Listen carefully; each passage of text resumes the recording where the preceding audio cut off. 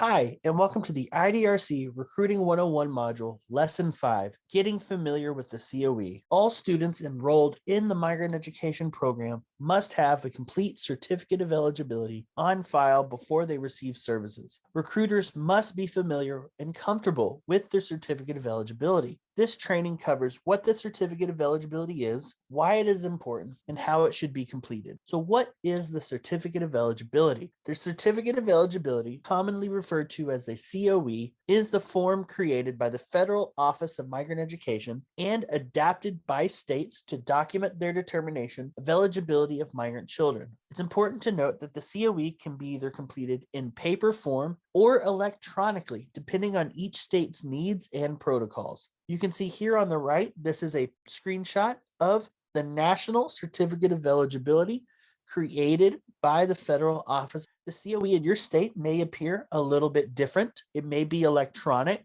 but that is because it is built and based off of the National COE created by the Federal Office of Migrant Education and then taken by your state and adapted to meet your state's migrant education program. The certificate of eligibility should clearly demonstrate the necessary information for why a state determined a child to be eligible for the migrant education program. Consider that the certificate of eligibility tells the story of why the child is eligible, and it should be clear for anybody familiar with the migrant education program that reads the COE exactly why the eligibility determination was made. Instructions for completing the COE can be found on the National COE Instruction Manual. This can be found on OME's website at results.ed.gov/legislation. All recruiters should download and read the National COE instructions and be familiar with it so they can be as familiar as possible with the COE. And now a tip from a recruiter just like you. A recruiter from Missouri says it helps to read and look over the whole COE. Take your time to look at every single part to understand what each part of the COE means and know what each line means. The more comfortable and familiar you are with the COE, the easier it will be and quicker it will be to fill out and complete COEs when you're working out in the field. So when is a COE needed? As mentioned, all students for the Migrant Education Program must have a complete COE before they can receive services. Multiple students from a family may appear on the same COE as long as they share all the same qualifying information. Separate COEs are needed for any child who has a different qualifying arrival date or for any child who has different eligibility criteria than the rest of the children in the family. For example, an OSY who themselves is a migratory agricultural worker would have different qualifying information from a sibling who might be eligible for the program due to their parents.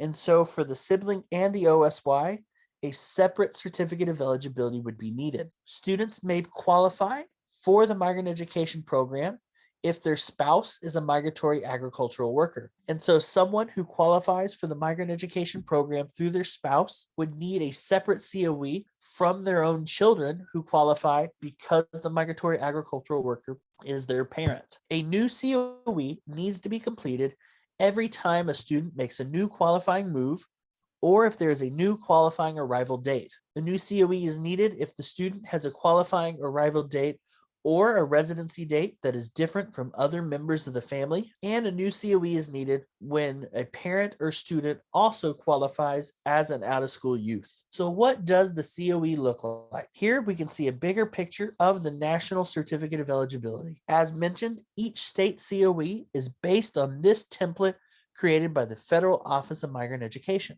Now let's go and complete an activity. Let's practice completing a COE. Go to the activity in the Recruiting 101 Lesson 5 page of the workbook. There are practice scenarios listed. Practice scenarios are a great way of putting what you have learned into use. Practice scenarios are a great way of putting what you have learned about completing COEs to use. Use the information from the scenarios listed to complete practice COEs. Complete each COE as best as you can. Feel free to make up names and contact information for each family when it is not provided. Now another tip from a recruiter. The recruiter from Missouri says that it is important to use every chance you get to practice, such as during webinars or during trainings held within your state, filling out the COE as much as you can. The more hands-on practice one has in filling out a COE, the easier it gets to understand it and to be familiar with it.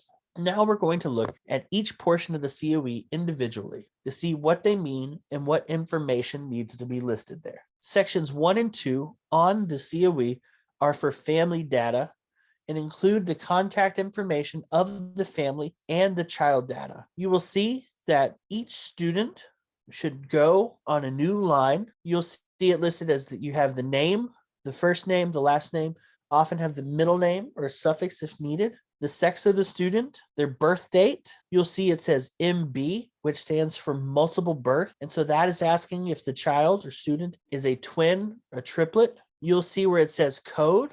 The code is the space where you put how the birth information was obtained. For a verbal interview, the code will be 1007. And then lastly, you will see space for the residency date. Remember, the residency date is the date that the child arrived in the current school district they are living in. Section 3 in the COE is for documenting the qualifying moves of the child and migratory agricultural worker. This is perhaps the most important portion of the COE.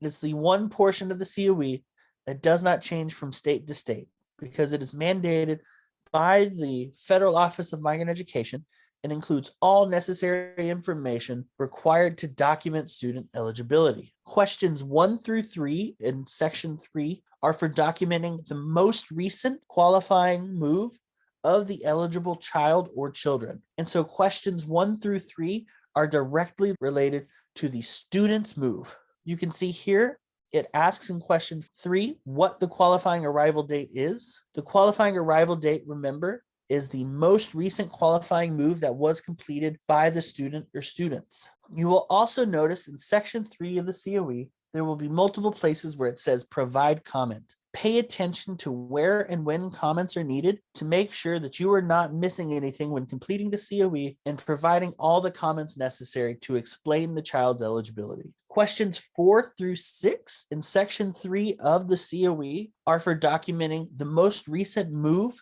and work history of the migratory agricultural worker. And so for questions 4 through 6, you are documenting why and how there is a migratory agricultural worker. It's important to note that the move in question 4 may be a different move from the move listed in questions 1 through 3, because questions 1 through 3 are only related to the child, whereas questions 4 through 6 are related to the most recent move that made the migratory agricultural worker a migratory agricultural worker. Again, pay attention to where it says provide comment to make sure that you are providing all necessary comments to properly explain the student's eligibility. Similarly, question 6 is only to be completed if the qualifying work performed by the migratory agricultural worker was temporary. In question 5, you need to make sure that you are marking a box to declare that the qualifying work engaged by the migratory agricultural worker was both seasonal or temporary and work in agricultural or fishing. It is very common for new recruiters to make the mistake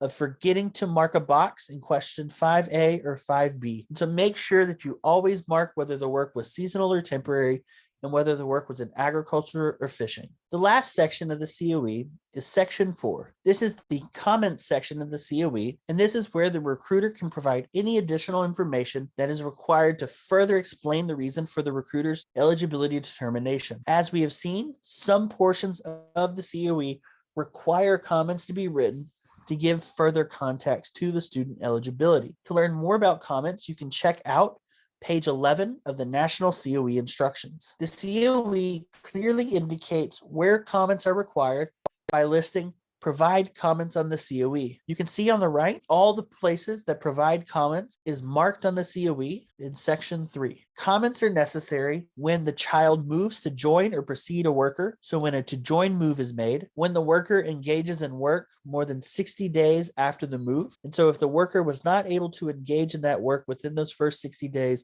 a comment is needed to explain why the worker was not able to do so. As well, a comment is needed when you are finding eligibility based on that recent history of moves. A comment is needed when work is temporary in order to explain how you know the work is temporary. And so if you are providing a comment for temporary work, you need to explain exactly what was said in order to show that the work was not going to last for longer than 12 months. Similarly, you also need to provide a comment if the work was done for personal subsistence. The National COE instructions also encourages recruiters to provide any additional comments when the eligibility determination might not be clear. So for some examples, a comment might be necessary if there is additional information needed for the COE to be clearly understood, if the legal guardian is different than the guardian mentioned on the COE, if the interviewee uses a symbol such as an X or other valid mark as a signature.